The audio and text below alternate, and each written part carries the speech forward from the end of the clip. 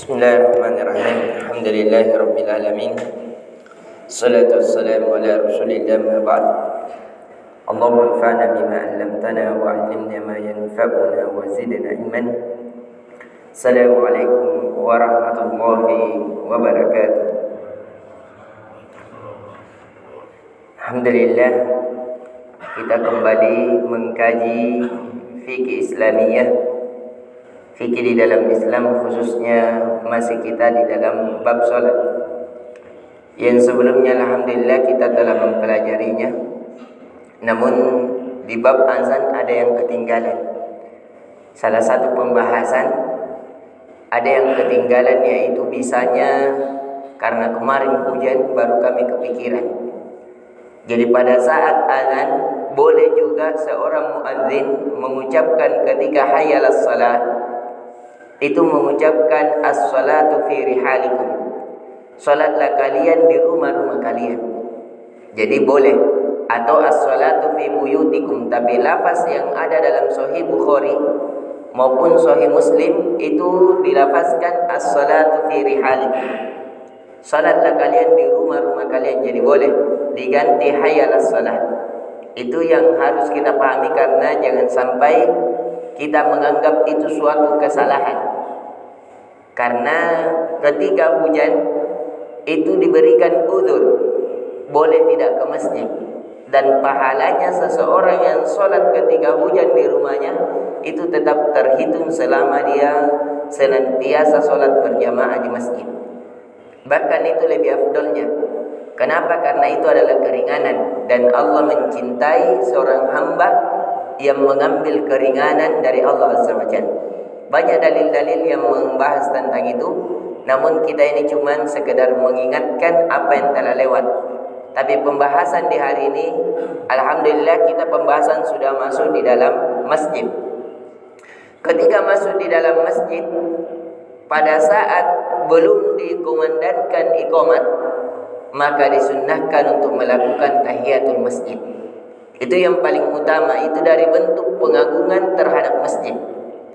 Jadi disyariatkan, disunnahkan, bahkan ada dalil bahwasanya seseorang itu dibakar atau terbakar pada belakangnya, pada pantatnya, seperti seseorang menduduki bara api, itu lebih ringan daripada seseorang yang masuk ke dalam masjid kemudian duduk tidak sholat. Walaupun dalam hadis ini ada kedoifan, ada kelemahan di dalamnya disebabkan lafaz-lafaz pada maknanya.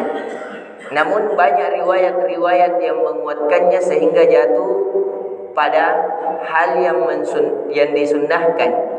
Adapun dari ulama Zahiriyah yang melihat dari zahir hadis saja itu bahkan mewajibkan karena adanya ancaman tentang sholat tahiyatul masjid. Tapi yang lebih kuatnya adalah sunnah yang ditekankan. Jadi sunnah yang ditekankan, karena derajat sunnah berbeda-beda. Jadi ini yang paling utama untuk kita perhatikan. Ketika masuk dalam masjid, hendaknya kita tahiyatul masjid. Kemudian kapankah kita berdiri, pada saat lafaz apa? Kita berdiri pada saat lafaz hayya 'alas shalah, atau pada saat lafaz qad qamatis shalah, atau pada saat imam muncul. Ini kalau kita dalam masjid mau berdiri untuk menyusun saf, pada lafaz apa kita disunnahkan untuk berdiri. Ketika kita melihat semua dalil, itu tidak ada dalil yang kuat yang mengaitkan dengan lafaznya. Dalil yang kuat adalah ketika kita melihat imam. Jadi Bilal biasanya itu tidak iqamat kecuali setelah melihat Nabi sallallahu alaihi wasallam. Jadi nanti Bilal melihat ke muka Nabi, Nabi mengangguk, artinya mengiyakan. Itu kode bahwasanya iya. Dirikan iqamat, sehingga Bilal iqamat. Maka dari itu, hak yang paling berhak menetapkan bahwa iqamat itu adalah imam. Adapun seperti yang kita pakai ini adalah waktu, ini cuma kesepakatan ijtihadiyah. Hal yang dipikirkan maslahat kemudian disepakati oleh kaum muslimin, tapi itu bukan sumber hukum syar'i secara mutlak. Karena makanya kita melihat setiap masjid beda-beda waktu antara azan dan iqamahnya. Ada masjid mungkin 7 menit, ada 10 menit, ada 15 menit. Kalau Masjidil Haram 25 menit. Beda-beda. Kenapa? Karena dia bukan sumber hukum yang mutlak paten seperti itu. Yang paten itu adalah hak imam. Adapun azan haknya muazzin. Sedangkan hak iqamah adalah haknya imam. Makanya keputusan untuk iqamat, kalau ada orang sholat misalnya masih sholat, biar habis waktu. Tapi kalau imam katakan tunggu sampai selesai dia sholat, maka wajib ditunggu. Makanya di sini perlu kita perhatikan, di setiap segala maslahat dalam agama pasti ada pemimpinnya agar menghilangkan perpecahan. Jadi harus kita perhatikan bahwasanya hak iqamah adalah hak imam. Tapi kalau kita sudah memiliki begini, maka masuk dalam kaidah al-muslimu ala syurutihi. Seorang muslim yang lain dengan yang lainnya itu tergantung kesepakatannya. Karena kita sepakati begini pakai 10 menit, maka hendaknya seorang makmum juga harus tahu diri. Oh, tinggal misalnya 2 menit, masih bisa saya sholat. Tinggal 1 menit, oh sudah tidak cukup untuk sholat 2 rakaat. Maka tidak apa-apa. Dia tidak sholat di masjid, nanti sampai di rumahnya dia sholat sunat qobliyah subuh misalnya, boleh. Mengkodok namanya. Dan itu pernah dilakukan oleh Nabi. Bahkan Nabi mengkodok pas pada saat sudah matahari terbit. Karena pernah Nabi di suatu perjalanan dia memerintahkan Bilal agar dia tidak tidur supaya tidak telat sholat subuh. Qadarullah, Bilal tertimpa ngantuk yang sangat berat, sehingga tidak ada yang membangunkan Nabi bersama Bilal kecuali matahari yang menyengat. Artinya dia sholat subuh pada saat matahari menyengat. Akhirnya Nabi langsung melakukan 2 rakaat sebelum fajar, kemudian sholat fajar. Itu dibolehkan dikodok, karena sholat 2 rakaat sebelum fajar itu sholat yang paling dijaga oleh Nabi hingga akhir hayatnya. Jadi yang pertama, hak iqamat adalah hak imam. Kemudian merapatkan saf. Maka dari itu biasanya kata Nabi sallallahu alaihi wasallam dari Anas bin Malik radhiyallahu anhu, qala Rasulullah sallallahu alaihi wasallam, "Sawwu sufufakum fa inna taswiyatas sufufi min tamamis shalah." Ini dari Anas. Anas ini masih kecil. Ini menunjukkan pada saat ini Anas bin Malik ini masih kecil.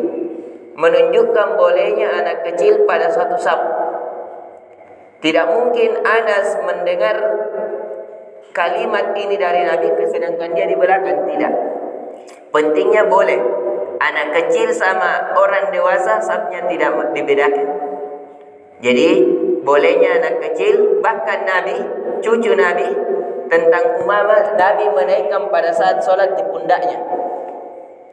Jadi boleh. Nabi saja pas dia seorang imam menaikkan cucunya Umamah itu di pundaknya. Tapi pada saat ruku Nabi turunkan dari pundak, kemudian melanjutkan rukunya. Pada saat berdiri tegak Nabi naikkan kembali di pundaknya. Dan pada saat sujud biasanya Umamah itu naik ke atas Nabi. Akhirnya Nabi memperpanjang sujudnya hingga merasakan kenyamanan ini cucunya, kemudian dia bangkit dari sujudnya. Jadi ini yang paling utama untuk kita perhatikan. Tapi kalau kita atur anak-anak di belakang itu tidak menjadi masalah. Itu tergantung dari kesepakatan kita lagi. Tapi sekali lagi kita membahas tentang hukum-hukum syar'i, bagaimana lebih anunya. Tapi lebih bagusnya kalau ada bapaknya, maka di samping bapaknya itu tidak dipermasalahkan. Bahkan itu lebih aman. Karena anak-anak kalau sama anak-anak juga bisa menjadi ribut. Tapi kalau kita pencarkan setiap satu anak sama orang tuanya menjaga, maka itu lebih mendatangkan keamanan. Kemudian safnya ini kalau 2 orang, 1 imam 1 makmum, maka bersampingan. Kalau 2 orang bukan, 1 di belakang 1 depan. Ini kesalahan banyak di masyarakat kita. Yang benar itu adalah bersampingan, bahkan sejajar. Bahkan sejajar, sebagian ulama mengatakan. Ada yang mengatakan berbeda sedikit sekali, sehingga nampak mana imam, mana makmum. Tapi yang lebih benarnya sejajar. Karena pernah Ibnu Abbas radhiyallahu an bermalam di rumah Zainab radhiyallahu anha. Ini Zainab salah satu istri Nabi. Ketika Nabi salat malam, ini Ibnu Abbas karena dia masih kecil, umurnya sekitar 9 tahun. Melihat Nabi salat malam, akhirnya dia juga ikut-ikut salat malam. Dia berdiri di sebelah kiri Nabi, akhirnya Nabi menarik kupingnya. Jadi Nabi pakai tangan kanan, menarik kuping kanan Ibnu Abbas dan menariknya agar dia berpindah ke sebelah kanan Nabi sallallahu alaihi wasallam. Jadi kalau ada yang berdiri di sebelah kiri itu bisa dipindahkan untuk dia hendaknya pergi ke arah sebelah kanan. Dan bergeraknya ini menjadi dalil bergerak di dalam solat saat dibutuhkan itu tidak dipermasalahkan. Bergerak di dalam solat pada saat dibutuhkan itu tidak dipermasalahkan. Ini terjadi kesepakatan. Kalau ada hajat kita bergerak itu tidak dipermasalahkan. Ini kalau dua orang jadi bersampingan, bukan membelakang.